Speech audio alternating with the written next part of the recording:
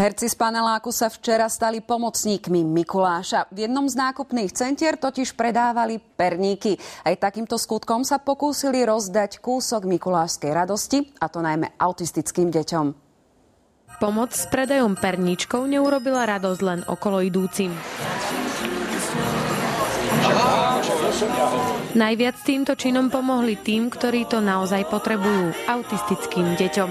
Neprekážalo im ani to, že hneď ráno na Mikuláša obsadili miesta predavačov v stánku. Pokiaľ to je zmysluplné, tak neobťažuje. To tak má byť, aj pre tie deti je to krásne. Väčšina zo známych hercov si ale toho svojho Mikuláša na okne stihla nájsť. Nie. Ja som dostala sladkosti a ostatné sa nehovorí.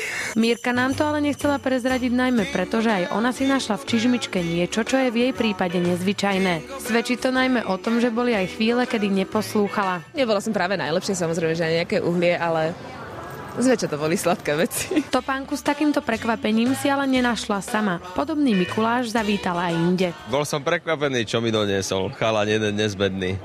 Nebol nezbedný náhodou niekto iný v tomto prípade?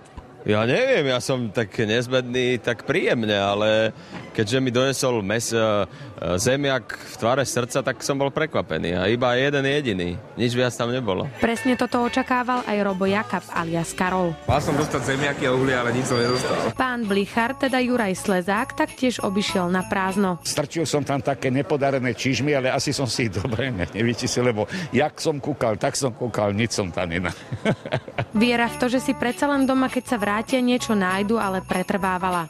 Mikuláš sa podľa nich dostaví. Dneska podľa mňa zaspal. Alexandra Orviská, televízia Joj. Dara Rollins je